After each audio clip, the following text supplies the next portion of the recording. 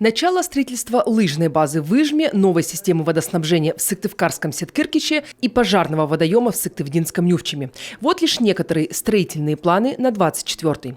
Руководитель регионального Минстроя рассказывает и о проблемных проектах.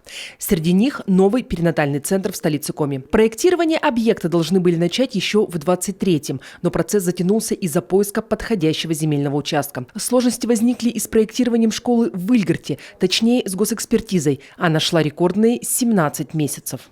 Это самая долгая госэкспертиза на моей личной практике. Но сложность в том, что школу строят по концессии и ограниченная стоимость. То есть в концессии уже написано, сколько школа будет стоить.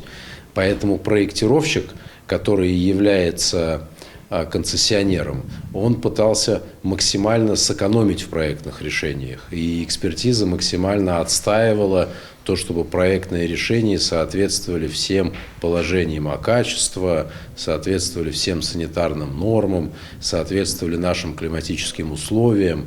Поэтому проект получился хороший.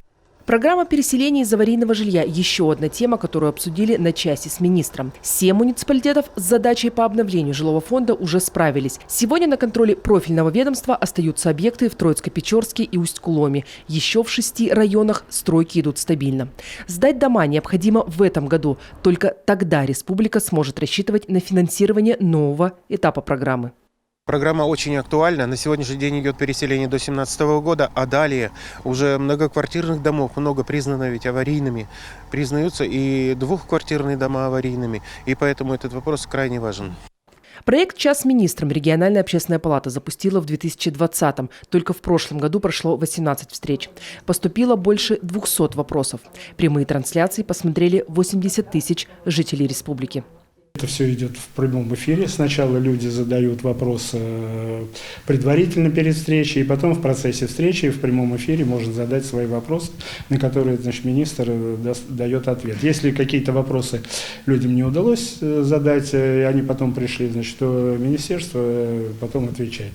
То есть эта форма такая в нашей республике, она уже является популярной. Андрей Чибисов получил больше 10 вопросов. Проблемы водоснабжения Воркуты, аварии на теплосетях в сельских районах, дорожные работы.